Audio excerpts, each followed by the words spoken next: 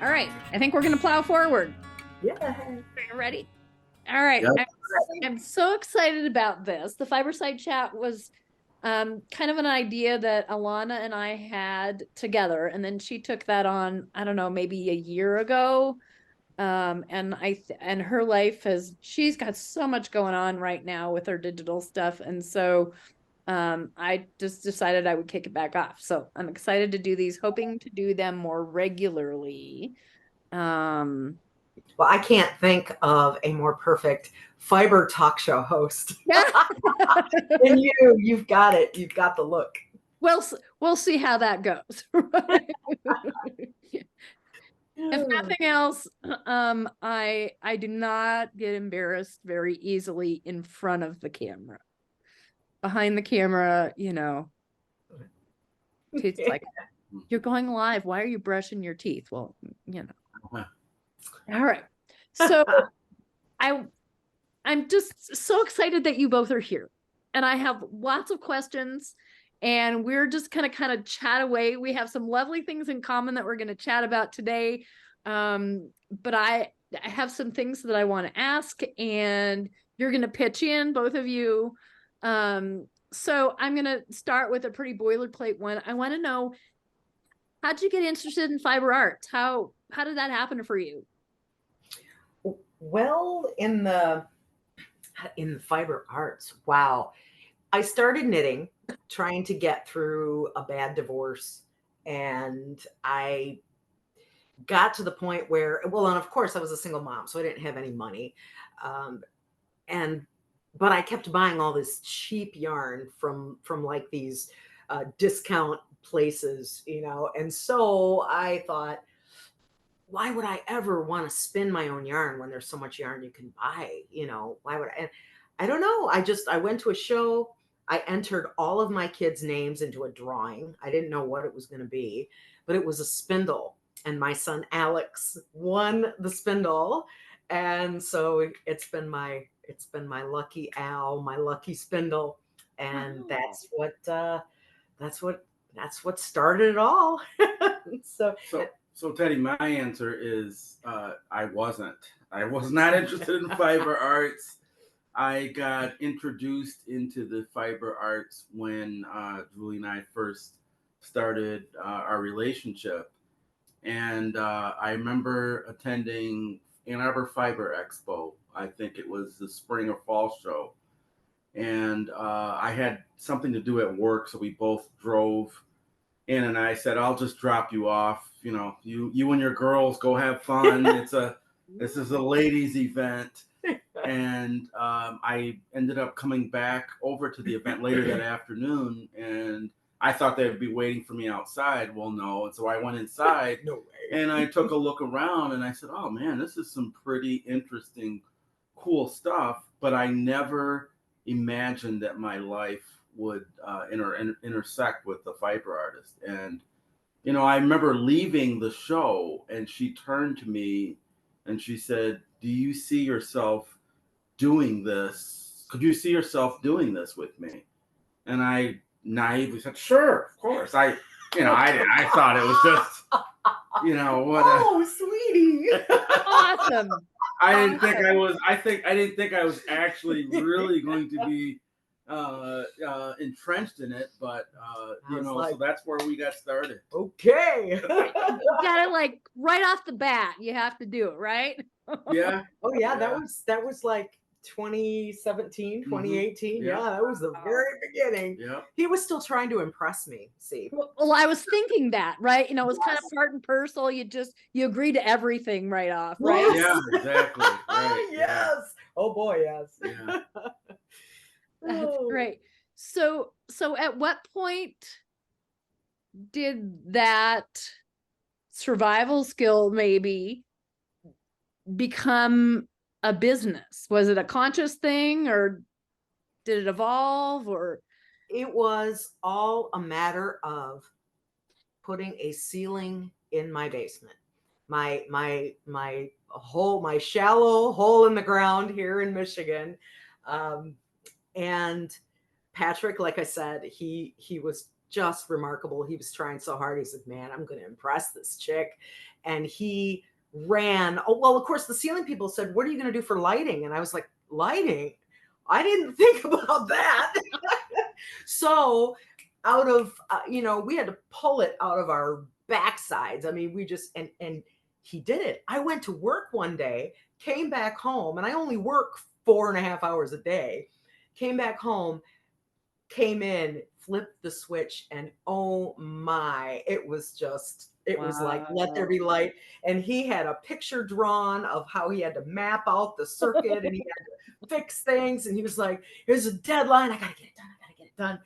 And wow. So that was it. Once I was able to work without dust falling and with good light, and then we just kept going on the basement. And then I will say that so where we live at, it's in I think it's a 1920s house. I'm not sure. Yeah. Like so we live not too far, maybe a couple hundred yards off the shores of Lake Erie here, and so we were fortunate to even have a basement.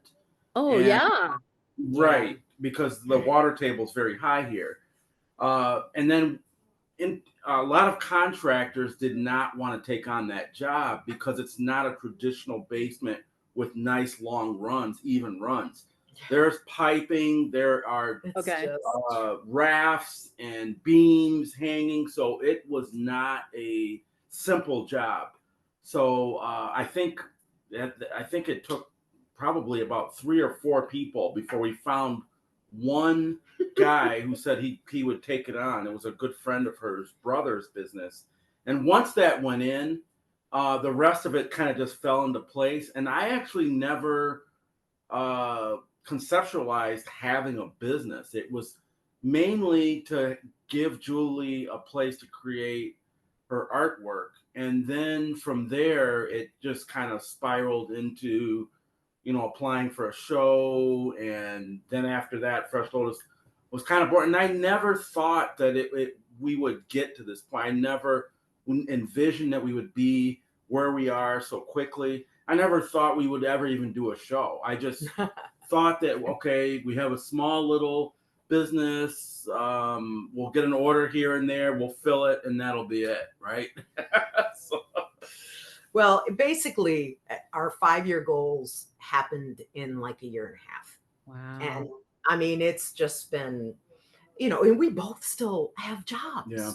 We both still, I tried to quit mine. Other jobs. Yeah. Day jobs, Yeah. The day jobs. Yeah. But Yep. so yeah. So that's, it all started with having a space to work. And I think for a lot of people, it's that way, having a passion and a space to work and taking up weaving. I needed more yarn. And then it just, then people wanted to buy my things. And then I thought, well, why not? Yeah. And then I think we did our very first show fall of 18. No, 19. Fall of 19. Right before the COVID. Right before COVID hit. And, if I think we had a Facebook memory or a Google photo memory pop up, and we sat and looked at that picture of our booth, the first show that we did, and we're just just laughing. shake your head. Yeah. We actually put that out as that represented our business, and we had a card table. It's just, we had this rickety, ripped up card table. But you do what you do to get where you are, and then. Well, exactly, and that piece of where you came from, I think those are so important. Yes. Yeah. Absolutely. Yep. I think we have to remind ourselves those things, because we didn't all start where we are. Right. Yeah. We start at the beginning. All right, so I'm going to jump around a little bit because I want to come back and ask you about products and some other things. But when you both said we still have jobs, outside of the business, I'm always, personally searching and also curious about work-life balance, or if that isn't even such a thing. Do you have rituals or schedules or things that you do? Because you've got a lot going on, right? You've got kids, you have parents. Yes. I mean, I'm coaching football. You're juggling. Yeah, we have a remodel that's going on, a couple Right. houses away, getting ready, so we have a lot of pans in the fire. So, And so how do you stay rejuvenated and take care of yourself? I don't look at me. I told you, I'm gonna Yes. look at you. you were going to answer this. Okay. Well, um, I gotta say it's actually Well, let me take a crack at it first. Okay.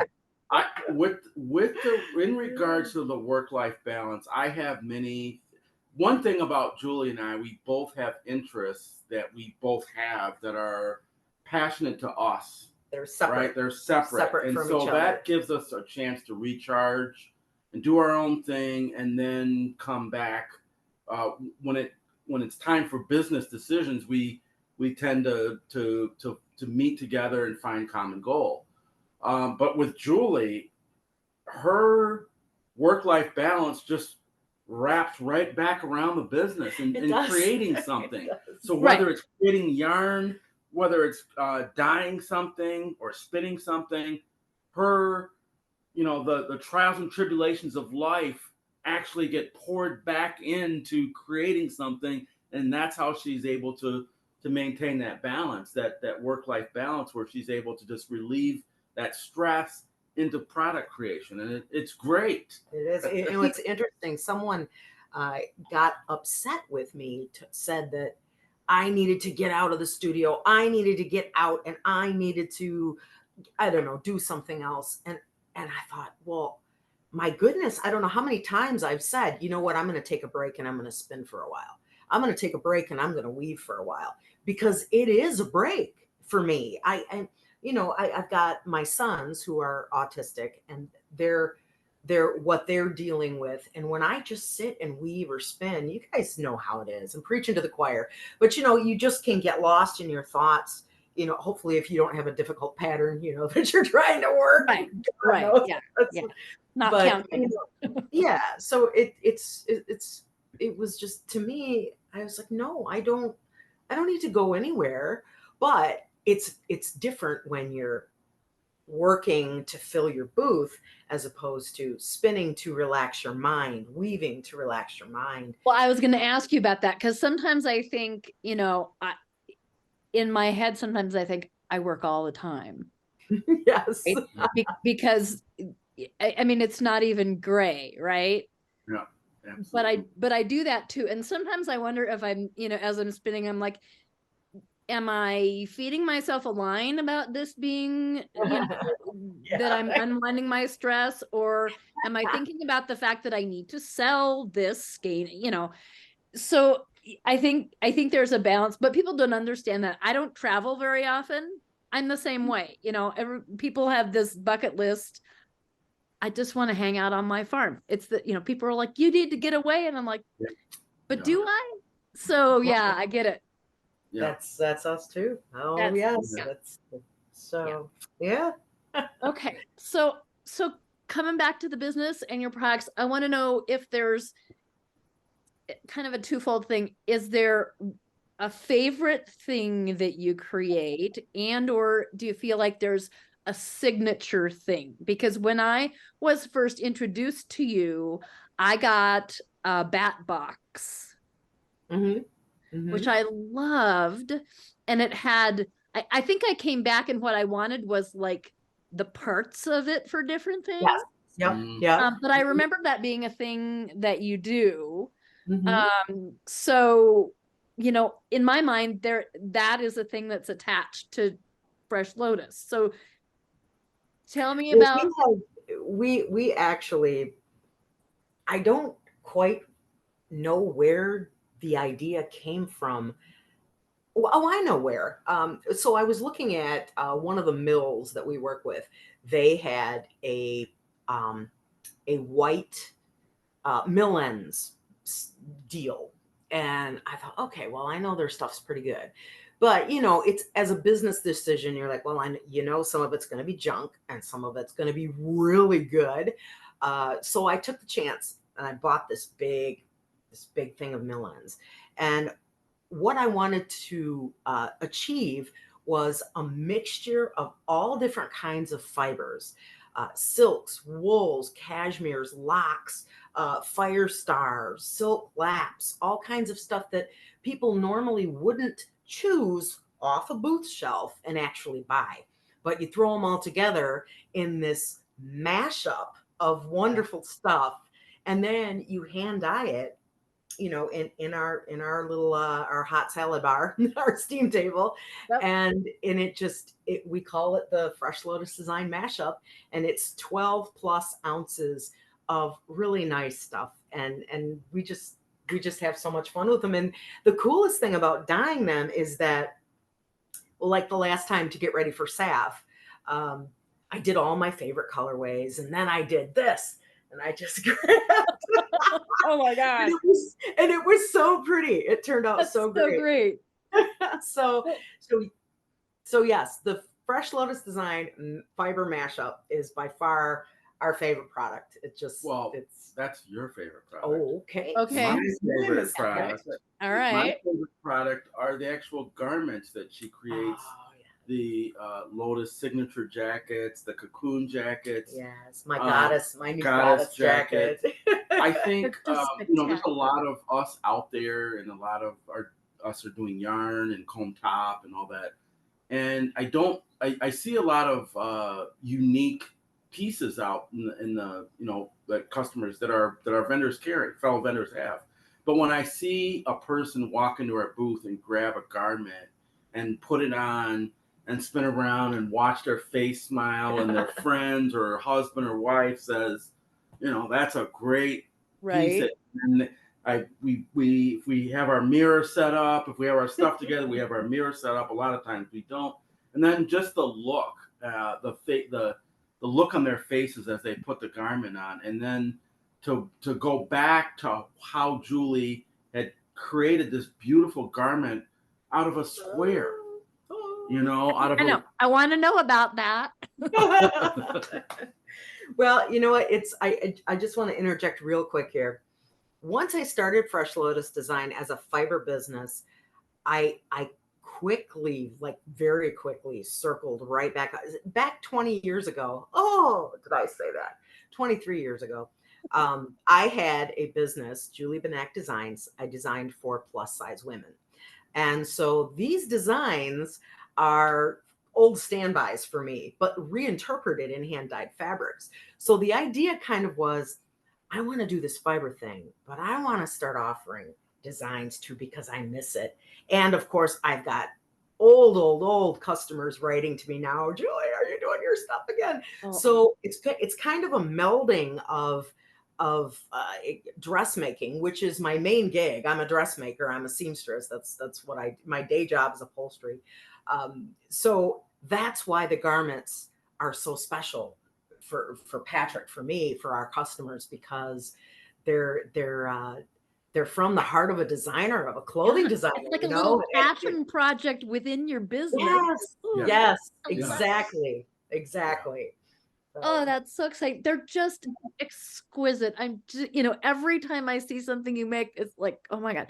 So I want to ask that question because I'm, really probably still a beginning weaver, particularly around heddled things. I do, tapestry, but so cutting fabric that you've made, I know I'm not alone in the fear. You can do it. Well, I'll tell you, it's funny you should mention that, because the fear of cutting into hand-woven fabric really was an inspiration behind one of the workshops I teach, called Sewing for Fiber Artists. The first half of our class, from 9 to noon, we learn how to handle seams for hand-woven fabrics, because they're different from commercially made fabrics. Right. They ravel like crazy. Right. Right. Right. And you also a lot of times you need to be able to use every last inch, millimeter of your width that you have. And so, how can you make a seam to do that? And so we learn these things. And I'll tell you, you know what, TeDi, I'm still a beginning weaver. I'm 2 shaft all the way here, man. I'm not doing anything fancy over here. Yep. But that's where, when you're a spinner, when you work with fiber, you can do amazing things with just stuff that you're putting in your weft. That's Right. all, you know. Yep. You're telling the story with that yarn that has personality. Yes, yes. And to think that you can sit down and you can spin, I want a blue and gray coat, and you can spin all those yarns. And then you can, when you do your weft shots, it's all very horizontal, but turn that piece on the diagonal and see what kind of bias looks you can get. And those stripes are now not so horizontal. They're going, other directions. And there's so much you can do. You don't need to be a weaving wizard, because I'm not, but I love to sew. So if you get those two things together, and I think you can have some special stuff. Yeah, my sewing skills extend to getting the machine out of the closet. That's a start. That's it. And then usually shortly after putting it on the table, I got a lot of pirate mouth about something, and you should just Oh yes. Oh yes. But I think Toot approaches she's building things, right? So she built a rain suit one summer when we were at camp. I'm like, with a sewing machine, she built it. So, different. But I'm just, that's encouraging to me. Yes. Well, you know what? I think there are some people in my class that are, they're kind of newbies. They know how to sew, but maybe they're not familiar with their machine very well. They haven't had it long or whatever. But one of the nicest compliments that I ever get after that particular class is, I never knew that this foot did this that came with my machine, and I never knew what it was for, and now I know. And I mean, that's knowledge is power. So if you bought this machine and now you have inspiration to use it, and now you can use the tools that are there. Right. Well, and just getting people over that initial fear. Mm-hmm.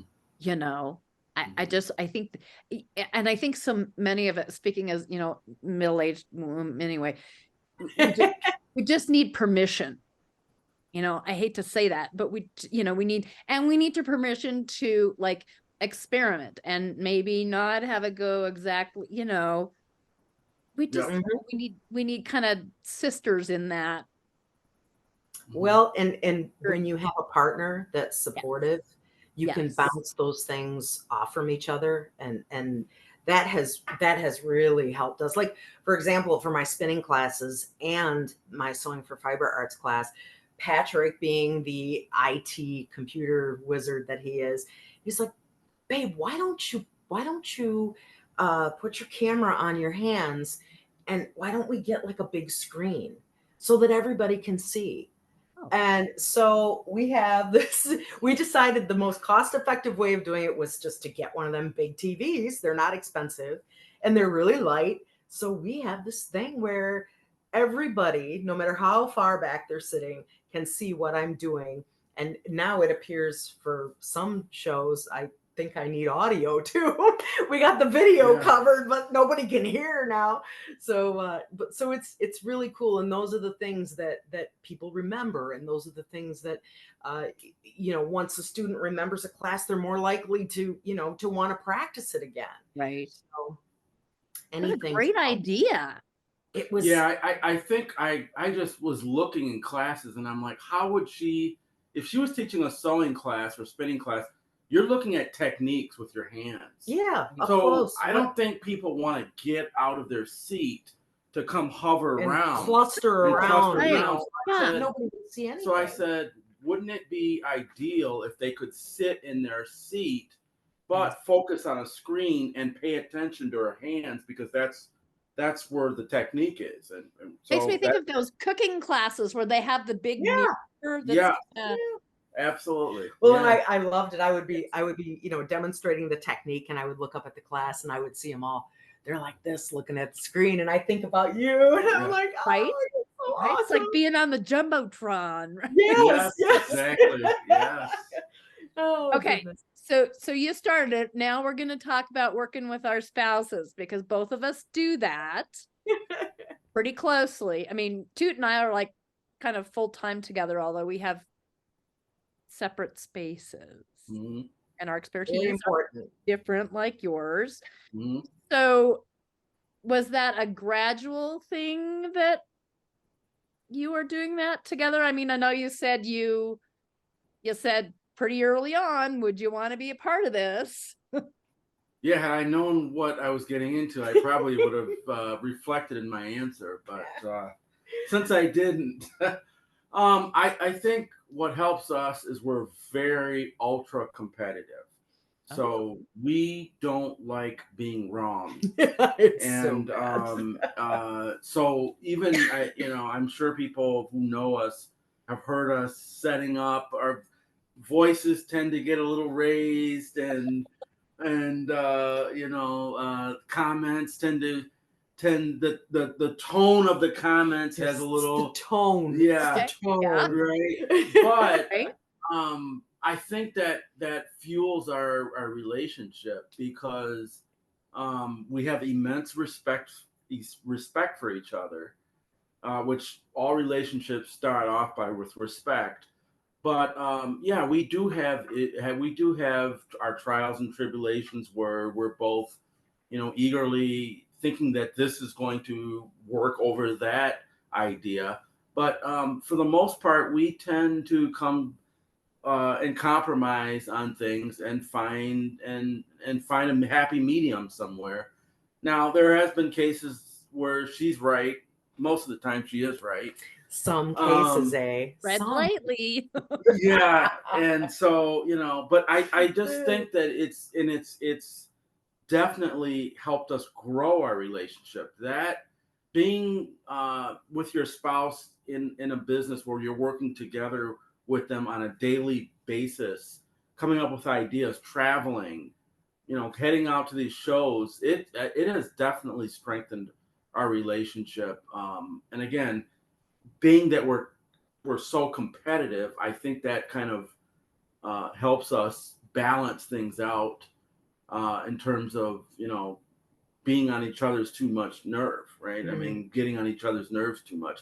I work from home, so when COVID came around and shut things down, that was a good litmus test for us on how well we were going to do out in the road, because literally where I'm home all the time, and she is home when she comes back from work, and we're home all weekend working on different things for the business. So I would say that's our competitive nature and spirit has Well, and I think us too, it really helped. things. It took us a while to settle into like roles, and we're still working on that. I we get into arguments, well, did you do this? Well, I thought that was operations, Pat. I thought you were operations, man. Okay, why am I doing this now? I do all this creative stuff, and now I gotta do, Yeah. So we're still landing in our roles where we can really sit back and say, I don't have to worry about that. He's got that, or he's like, I know she's going to get all this dying done, or and that's important, because when it is in any business, obviously, but when you can relax into roles, and then everything gets done, and we're still juggling, we're still figuring that out, but we see how important it is. So, Yeah, I think there's such a, there's a balance there. We divide things by who either does them least well or wants to do them least. Yes. Yep.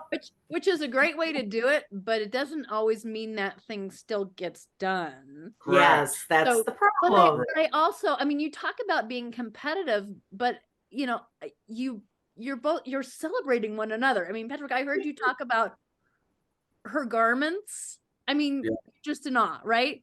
And Julie, you talked about that tech piece. Woohoo! You wouldn't have done it. So, there's that completing piece. I think that's just, clearly you have two very different expertise, which is lovely. And I mean, I don't know about you, but when when Toot makes a loom and I have to explain to her about dent or warping, or that helps me grow. It helps me be a better teacher. It helps me be a better, understanding of both the materials that I use and the tools she makes. And then I think about it differently. Mm-hmm. You know, so like when you think about tech now, Julie, you know, right? So I Perspective. actually, TeDi, I'll share this with you real quick. She, you know, I hear her talk in the booth while we're at an in-person show, or maybe even in a WAFA event. And, you know, I'm listening. I'm listening. I mean, I'm a man. We don't listen well, right? We hear, but we don't listen said it. well, right? So, and then once in a while, I will answer a question a customer has. And then I look over and her eyes are like, oh my God. That's right. Well, you're getting this. And it's let me tell you, he is more and more becoming the face of Fresh Lotus design. I kid you not. People come up to us, Patrick, oh God, it's so great to see you again. What's your name again? Right. Yep. Uh-huh. I'm like, oh, I'm Julie. Nice to meet you. Yes, this is Patrick, and everybody knows who he is. I mean, the ladies come walking down the aisle, and their faces just light up, boy. And they see him, and I just chuckle to myself. It's like, hey, I got good taste, you know. That's lovely though. That brings a whole different demographic into your booth, though, right? Oh yes, absolutely. oh yes, Absolutely. yes. Hey, we just want happiness and joy in our booth. That's me too. You know what? Me That's it. Yep. It's at. All right. So you've talked a little bit about doing festivals. Mm-hmm. Is that something that you love? Oh, absolutely. Oh gosh, yes. We were talking about this yesterday, and actually when I went to bed last night, it's really just opened up my eyes to a whole completely other world. First off, the fiber community is very open and friendly. I have not met a friendlier crew of people, just a bunch of just from all different backgrounds and religious and ethnic. It's just a warm, wholesome environment. I love it. And more importantly, the friendships that we've made over the years. Yes. We haven't been doing this too long, but we have really started to really cultivate and develop some strong friendships that will last way beyond our years in this business. Right? We consider them family and you know, lifelong friends. That's special. I'm sure it happens in other fields, but there's something about the fiber community Yes. that is just so warm and so inviting and just so supportive. You know, even Yes. for the WAFA shows, you have some of those customers, you know, they'll pick up a braid or they'll pick up a skein, and they're supporting you. They may not spend a fortune. They don't have to. You don't have to. It just shows like you guys are watching, you're interested, and it just is so cool. We love it. The ability to travel and see different places, to eat different foods, to share these different experiences with your friends. It is a wonderful thing, and my life has really been enhanced with doing shows and you know, connecting with people in this community. It's been, you know, you would have told me 15, 20 years ago I'd be doing fiber shows. You'd be like, what? No way. Like fiber diet? Yeah, right, that's what I was thinking. Fiber optic. You're talking about fiber optic optics? line for internet, or you know. But Yeah. it has been truly a blessing for us, and I really am very thankful and grateful that I've got a good partner, and that the community's been so welcoming to us and offered us a lots of advice, and you know, I can't say enough. Yeah, wonderful people. Yep. Yeah. I agree. I think, you know, it is one of the few, I guess, business endeavors that I've been a part of where I feel like most really do feel like there's room for everyone. Yeah. Yes. Not everybody, but I really feel like it's, you know, very sincerely supportive and gracious. And I think you're right. I love that. Yeah. Very true. But we have one more show. This The year? Yeah, that's the other thing. I mean, Maryland Alpaca. we Okay. started with just doing 2 shows. Two shows. Now it we was have. they were all local, right? Because we didn't have means to travel across, didn't have the equipment to do larger shows. We just didn't, we were a small outfit at that time. We're still small. And, so we did the Fiber Expo show. We did the Michigan, the Thumb Fiber Fest. Fiber yes. Fest, which is out in the Thumb area. Wonderful venue. Beautiful show. And then I thought that was going to be it. And then, oh, little did another know. show came out. And then somebody wrote us and asked us if we wanted to be in a show. And then you talk to another vendor and they said, oh, you should really do this one. And then, next thing you know, there's a website. And then you're looking at a trailer and you're like, well, there's no way now we have yes, really, we can't get it. It's just grown so fast. You heard about shows. Oh, we'll never get in that show. Here we are. I mean, it's just, I just. And going forward, for the future, more clothes, more clothing, more handmade, wearables, special, beautiful. I'm losing the words. Clothing that will last a lifetime. Clothing that you would want to mend. Clothing that is unique and different from everything else. More of that, and of course the yarn, more fiber, more spinning. So. You want to get on TV, Giz? So I saw your cat jump in, and I thought we would try to get ours over, but he's just looking at us saying, "No, he's I don't confused. think so." He said, "I don't know. I think I'll be yelled The at." former barn cat. Now that he knows that inside is nice. Yeah, he's not a barn cat anymore. Well, he really is indoor outdoor, and if you don't let him out, he gets he has boundaries about things, and he wants to be out. But yeah. All right. So, okay. There was something else I was going to ask. I can't remember. So tell us about, since this isn't a written interview, tell us where we can find you. You said you're going to be at Maryland Alpaca? Yep, we're going to be at Maryland Alpaca, which is the same venue as Maryland Sheep and Wool.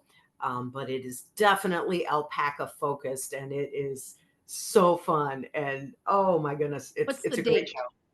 That is, I'm actually trying to look that up right November now. 9th? It is going to be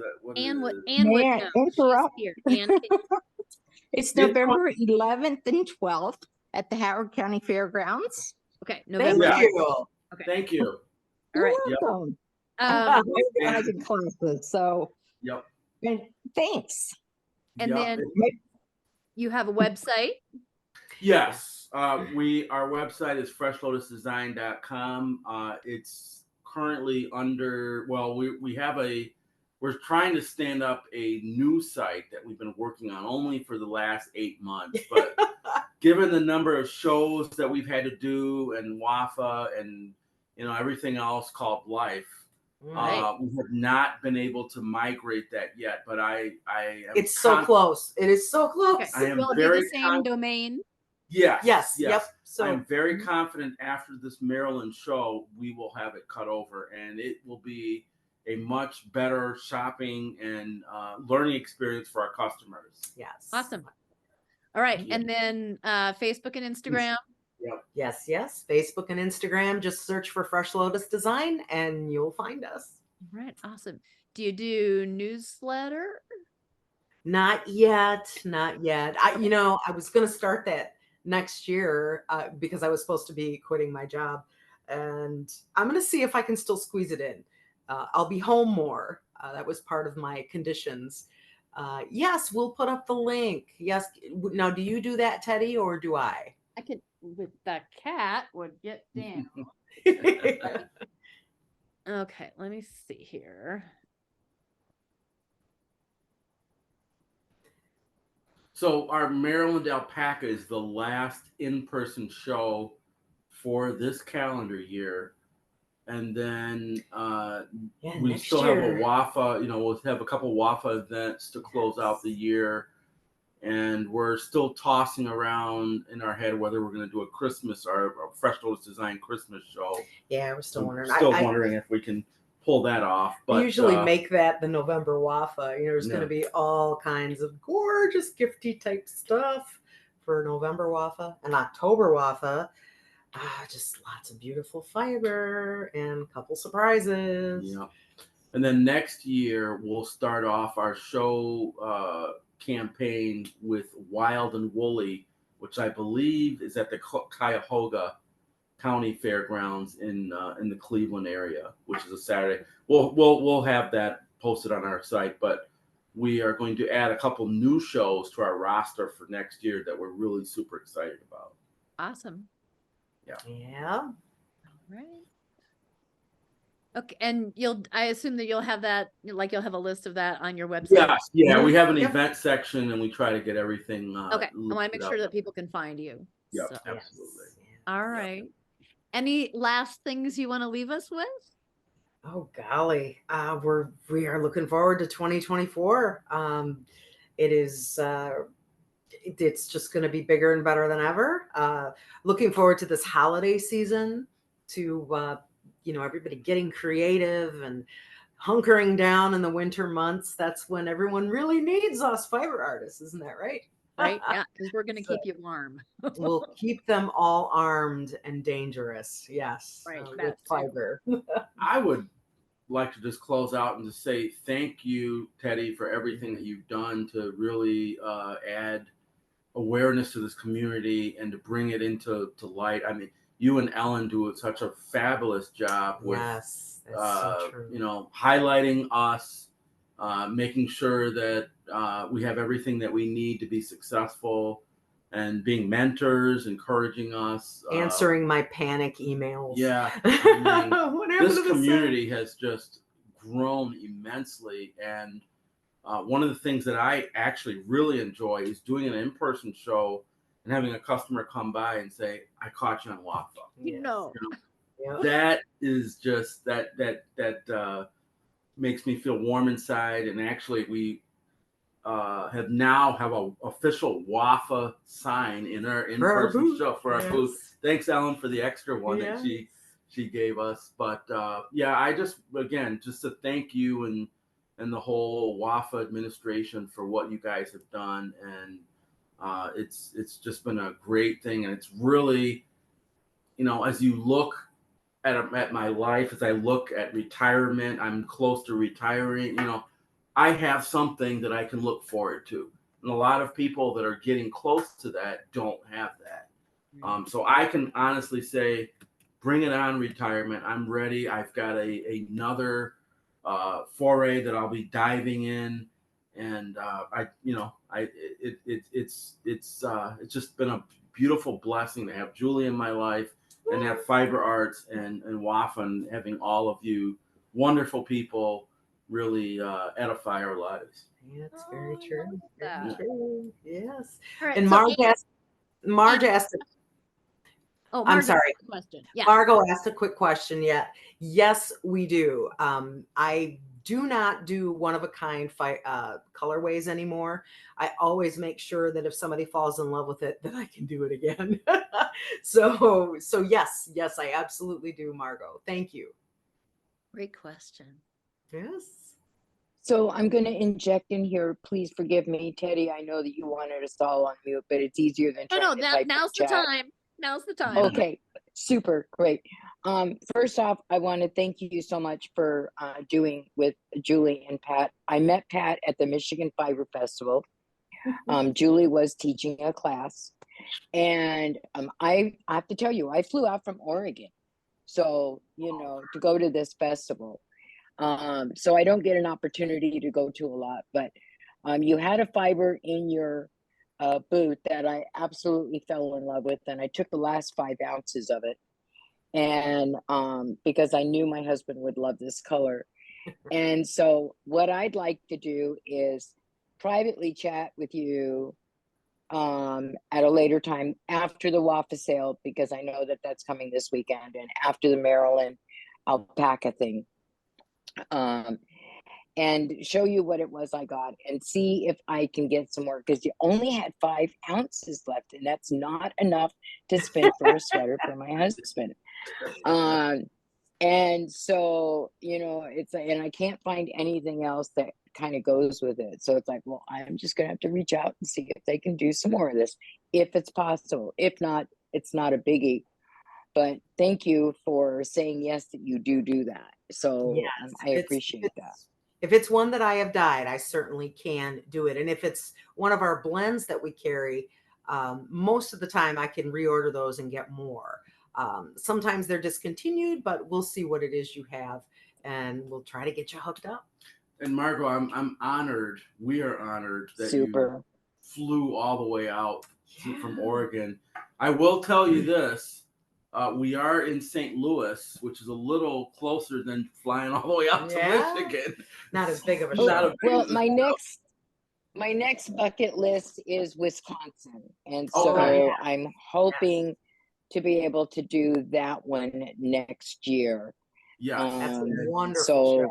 I can tell you that we do that show. We're fortunate that we do that show. awesome. Yeah. Great. Thank you. Yeah. you. Yeah. We'll see Yeah. you later. Right. Well, you too. Thank you so much for doing this. It was so much fun. Thanks Yes, it again, Teddy, was. and- Thank you for and- everything.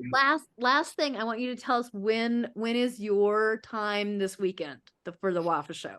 Oh no, I knew you would You're gonna ask put us on that. the spot. Oh. I think it's Saturday at 5 or 5:30. Okay. I am Okay. not sure. Would you be able to look that up real quick? No, it would take me too long. Oh, But it is. I know it's on Saturday. I want to say it's 5 or 5:30. See if you can find it. We'll try. I'll race you. Yeah. Yes, you'll beat me for sure. I'm telling you here.